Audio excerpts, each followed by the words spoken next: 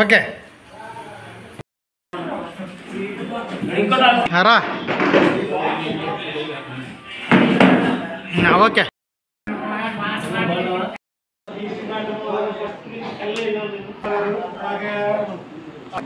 చూస్తే దూరంగా వెళ్ళను కదా, కష్టంగా ఉంది మంచి చేస్తే దాంట్లో కష్టాలు ఎక్కువ ఉంటాయి కాబట్టి మన పని అక్కడే వస్తుంది. అందుకే మనం ఎట్టుకుంటే ఏదైతే ఉందో పక్కన ఎక్కువ ఎక్కడ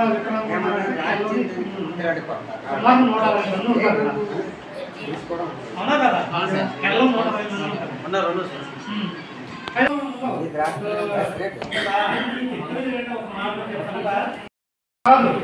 మనకి రావాల్సింది సమాజంలో ఇవన్నీ చెయ్యాలన్నా సవ్యంగా జరగాలన్నా ఈ విధంగా మనం ఒక దగ్గర ఏర్పాటు చేసుకొని ఒక దగ్గరకు వచ్చి మాట్లాడుకొని న్యాయబద్ధంగా చేసుకుంటే మనకి కార్యక్రమం అంతా సక్రమంగా అవుతుంది లేదా అంతకుముందు మనం సంఘాల్లో ఉండేటప్పుడు మనం అన్ని పనులు కూడా సక్రమంగా లోన్లు ఇవ్వడము చేయడము, ఆర్థికంగా ఆ డబ్బులు తెచ్చుకోవడం,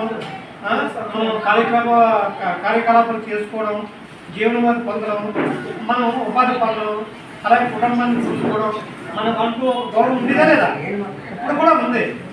అందుకే మన హక్కుల్ని ఎవరు కాపాడుకోవాలి? మనమే కాపాడాలి. అలాగా మనం ఇక్కడ ఎవరైతే మనకి ఆ విధంగా అందరికీ ఉంటుంది, కానీ కొంతమంది మనం చెయ్యాలని ముందుకు వస్తారు. నిజంగా ముందుకు వచ్చారంటే ఏదో ఆశించి కాదు, మనలాంటి వాళ్ళు చెయ్యాలని మనకి ఉంటుంది. ఇక్కడ కూర్చున్న వాళ్ళు అందరికీ ఉంటుంది, మనలాంటి వాళ్ళు చెయ్యాలా లేదనేసి ఉందా లేదా? కానీ ఇక్కడ కూర్చున్న వాళ్ళు ఎవరున్నారు? వాళ్ళు వాయిస్ మనం సపోర్ట్ ఇస్తూ మనం ఇవన్నీ కూడా సక్రమంగా చేయడానికి అవకాశం ఉంటుంది. అయితే మనలో అంటే మనల్ని మనం ఇది చేసినట్టు కాదు, మనతో పనిచేయడం అన్నా మనతో మాట్లాడాలని ఒక ముక్కలో చెప్పాలంటే మన అందరం కూడా ఎలా పోవాలని ముందు ఎక్కువ చెప్పింది వింటారా? అప్పుడు జాగ్రత్త కూర్చొని పెట్టి చేసి మీకు పనిచేయాలంటే నాకు తలపనం శోకరిస్తున్నమాట. అయితే ఈజీగా ఇక్కడ చెప్పాను, ఈజీగా పనిచేసి నేను వికలాంగున్నా, నేనేం ఇప్పుడు సకలాంగం కాదు, దివ్యాంగం. మనం అది మర్చిపోకూడదు.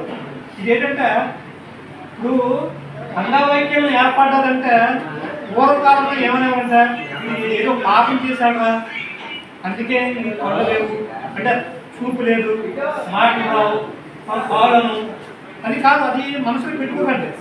ఎందుకంటే ప్రతి ఒక్కరు కూడా ఇప్పుడు సకలంగా ఉన్నారు, మంచిగా ఆలోచించట్లేదు. అమ్మా ఇప్పుడు అన్ని అవయవాలు బాగానే ఉన్నాయి, అన్ని అవయవాలు బాగానే ఉన్నాయి, మంచిగా ఆలోచించట్లేదు. ఆ మనసు అనేది నీకు నాకు తెలుస్తుందా? ఎవరికి తెలియదు. అయితే అతను అంటే అంగవైకల్యం అంటే లోపమా, ఈ ఇతనికి కూడా లోపమా కాదు కదా.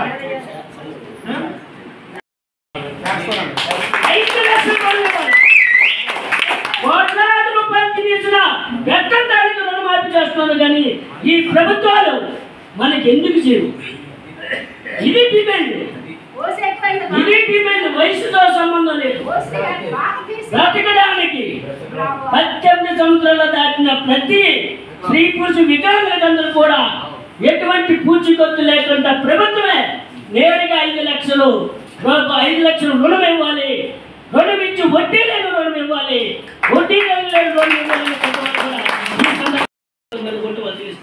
వాళ్ళ దగ్గర ఇంకోగలు వాళ్ళు తెలుసుకోవాలి. ఫస్ట్ మనది నాకంతా తెలుసులేని భావం అనేది మనిషిలోని పక్క తీయాలి. నాకు ఇంకా తెలుసుకోవాలి, తెలుసుకొని భారతదేశంలో ప్రపంచంలో కన్నా మన భారతదేశమైన సుశాల దేశంలో ఏ మనిషిని ఏ రకంగా ఎదుటి వ్యక్తిని ఇబ్బంది లేకుండా బతికే స్వేచ్ఛ ఈ మన భారత రాజ్యం ఇచ్చింది. డాక్టర్ బాబాసాహెబ్ అంబేద్కర్ ఇచ్చింది. ఈ రకంగా మీ అందరూ కొంచెం మన హక్కుని ఈరోజు మనం బలవంతుడు మన మీద దాడి చేస్తే మన స్వయాన్ని ఎక్కడికి వెళ్తున్న న్యాయస్థానాలని సభ్యించబెట్టడానికి మనం రిప్రజెంట్ చేస్తున్నాం. దానికి కూడా భారత రాజ్యం హక్కు కల్పించింది. ఆ హక్కు కల్పించబట్టే మనం స్థాపించబడడం ద్వారా మనం న్యాయం పొందుతున్నాం. మనకు అన్యాయం చేసిన వారి మీద చర్య తీసుకోమని మనకి న్యాయం చేయమని చేస్తున్నాం. మనకు దాడి చేసిన వారి మీద కూడా రాజ్యాంగ బలంగా మన హక్కులు మనం సాధించుకోవడానికి చేస్తున్నాం. కనుక సోదరులారా, ఇప్పుడు కూడా మీరు ఆలోచించండి. చాలా మంచి టీము వచ్చింది. మీరందరూ కూడా మీ ఒప్పుడు కూడా మీ అంతా మేము ఉంటాం. ప్రభుత్వాన్ని మీరు ఒక్క డిమాండ్ చేయాలి. ఆనాడు ఇదే సభలో కదా ఒక్క సంవత్సరంలో ఇదే సభలో మనం అడిగాం. సకాలంతో సమానంగా మనకి 3,000 పెన్షన్ ఇస్తేగా మాకు 6,000 పెంచాలంటే ఆనాడు కూడా ఈ సభ మాట్లాడితే ఆ సందర్భంగా ప్రభుత్వం దృష్టిలో ఉంది. ఇలాంటి పెద్దలందరూ కూడా నాయకత్వం చేసి మా రాష్ట్ర ప్రభుత్వంలో పెడితే రాష్ట్ర ప్రభుత్వం 6,000 ప్రకటించినందుకు ఈ సందర్భంగా రాష్ట్ర ప్రభుత్వం కూడా ధన్యవాదాలు తెలియజేసుకుంటున్నామని సార్ కొంచెం మాట చెప్తున్నాను. నారాయణరావు సార్ అయితే ఏ మండలంలో పనిచేసిన వికలాంగులకి ఏదైనా సమస్య వస్తే ఫస్ట్ ఆఫ్ ఆల్ ఆయన ఇచ్చే గౌరవం ఎవరికి తెచ్చండి, మన దివ్యాంగులు. వాళ్ళు తప్పు చేసారో ఒప్పు చేసారో మనకు అనవసరం. కానీ ఆయన తీసుకునే నిర్ణయం ఏంటంటే మన దివ్యాంగుల పక్షపాతిగా ఉండి వాళ్ళని కూర్చోబెట్టి పెద్దలైనా ఏదైనా సరే అప్పటికప్పుడు కేసులు పోతలు కాకుండా అలాంటి నాకు ఒక 2015 పరిచయం నేను జనరేట్ చేశాను. తర్వాత నిర్మాణంలో ఒక ఇష్యూ వస్తే వీళ్ళకి మనకు వచ్చే చిన్న చిన్న ఇష్యూ వస్తే మన పరిధిలో ఉన్న వాళ్ళు మనం చేసాం. ఎందుకంటే ఇక్కడ మన అందరూ నాయకులు నాకు అందరూ పరిచయం ఉన్నారు. కాబట్టి దివ్యాంగం అంటే ఇలా అందం కాదు, పుట్టుకతోనే ఇలా రావడం చాలా బాధాకరం. ఎందుకంటే అందరూ చిన్నప్పటి నుండి మనం అది ఒక కించపరిచి మాట్లాడడం అనేది మన మైండ్లో ఉంటుంది. చిన్నప్పటి నుండే ఇది అనేసి అనడం మీకు అందరు కూడా ఆ బాధ నుండి ఇలా ఈ స్థాయికి వచ్చినందుకు అందరు కూడా మీ అందరికీ హృదయపూర్వక నమస్కారం. ఉన్నారు కొంతమంది దాన్ని వీళ్ళు గంటలు కొంతమంది అడ్జస్ట్ చేసుకోలేదు. కానీ మీరు అడ్జస్ట్ని ఎలా పిలిచినా కూడా మన సమాజంలో ఎలాగే ఉంటుంది అనే విధంగా కొంతమంది మైండ్ సెట్ కూడా మార్చుకోండి. కానీ అలా పిలవడానికి లేదు, చట్ట ప్రకారం అయితే అలా లేదు. కానీ మీకు కావాలని ఎవరైనా ఇబ్బంది పెట్టినా అంటే పదే వీడి సంగతి చూద్దాము, వీడికి ఎవరు లేరు అనేసి మీకు ఎవరైనా ఇబ్బంది పెట్టినా ఫోన్ నా నెంబర్ ఇస్తాను. ఆ నెంబర్ మీకు ఫోన్ చేసి నేను మీ దగ్గర వస్తాను.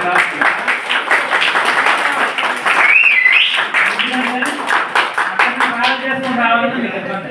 కాబట్టి డైరెక్ట్ మీటింగ్ మేము వస్తాము. ఎవరైనా ఇబ్బంది పెడితే ఖచ్చితంగా చట్టం కూడా ఫస్ట్ టైం తర్వాత గోల్ వస్తే మళ్ళీ సెక్షన్ వేస్తాం. మీరు రాలేదు, మళ్ళీ అలాగే వస్తారు. అలాగే వస్తే మళ్ళీ ఆ చట్టం. కాబట్టి మనం చట్టం ఉన్నది దాన్ని ఉపయోగిస్తాము. ఎవరైనా మీకు ఏమైనా ఇబ్బంది పెడితే ఖచ్చితంగా నేను దగ్గరికి మేము ఉన్నాము. కాబట్టి నాకు గొప్ప భయం ఉంది. హై స్కూల్లో మీటింగ్ చేస్తున్నాను. కాబట్టి నాకు పిలిచినందుకు అందరికీ మీకు హృదయపూర్వక నమస్కారం తెలియజేస్తాను. నూనెస్తే ఏదైతే గిరుగుతుందో ఆ విధంగా ఈ సంస్థని మీరు కొనసాగించండి అన్నప్పుడు ఎప్పుడైతే కూడా వారు కొనసాగిస్తూనే ఉన్నారు. ప్రత్యేక వారు వందనాలు చెల్లిస్తున్నాను. అంటే వాస్తవంగా ఇప్పుడు ప్రపంచ విభిన్న ప్రతిభావంతుల దినోత్సవం, అంతర్జాతీయ ఫిజికల్ ఛాలెంజ్ పీపుల్ యొక్క వారోత్సవాలు చాలా మంది చెప్పారు. కొందరు పుట్టుకతో వికలాంగులు అవుతారు, కొందరు మధ్యలో వికలాంగులు అవుతారు.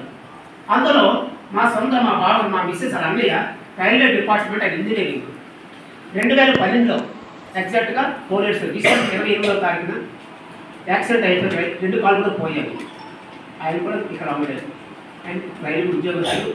అందుచేత ఏంటంటే మన ప్రధానమంత్రి గారు 2015లో అందరూ కూడా చట్టోడు గుడ్డోడు గుడ్డోడు అది అంటారు. కాబట్టి అలాగా కాకుండా విభిన్న ప్రతిభావంతులు అనే ఆయన అంతర్జాతీయ స్థాయిలో వీడియోలో చెప్పారు. ఇది 2015లో ఈ యొక్క అనౌన్స్మెంట్ చేశారు ప్రధానమంత్రి గారు.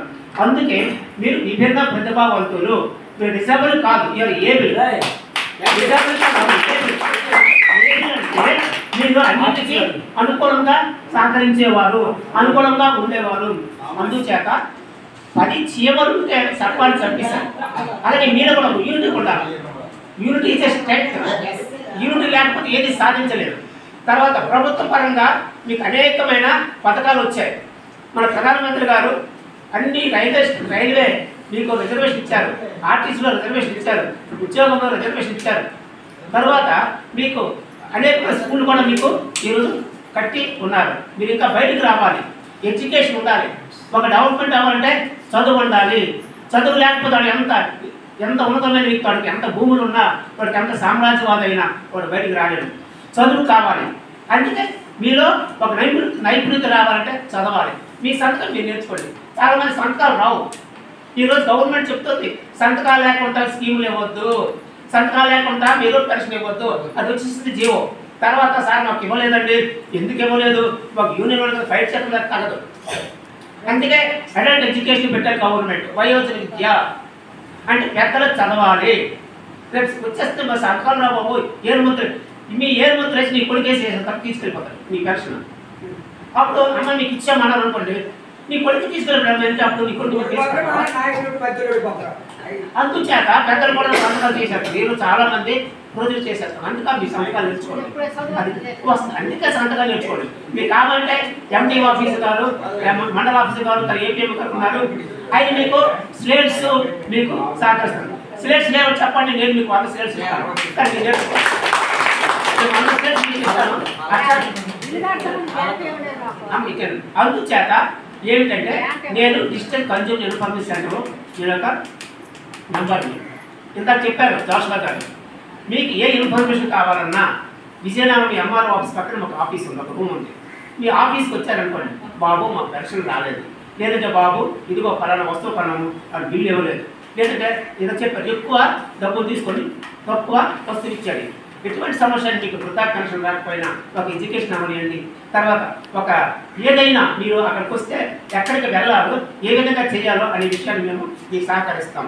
అందులో అంటే జిల్లా వినియోగదారుల అసోసియేషన్ మొత్తం డిస్ట్రిక్ట్గా మాకు ఒక అసోసియేషన్ ఉంది. అందులో అడ్వకేట్స్ ఉన్నారు, అందులో ఎన్జిఓ ఉన్నారు, అందులో మంచి ప్రొఫైల్ క్యాండిడేట్స్ కూడా ఉన్నారు, అందులో పెద్ద పెద్ద నాయకులు ఉన్నారు. మీకు ఏ సమస్య వచ్చినా మీరు రండి. మీరు వచ్చిన తర్వాత మేము ఎక్కడికి తీసుకెళ్లాలో మేమే తీసుకెళ్ళి ఎక్కడికి వెళ్ళాలో ఏ విధంగా రేషన్ కార్డులు అవ్వండి, పెన్షన్ అవ్వండి, ఎనీ ప్రాబ్లమ్స్ ఏ ప్రాబ్లం అయినా మేము మీకు సహకరిస్తాం. ఈ సమావేశానికి చేరుస్తాం.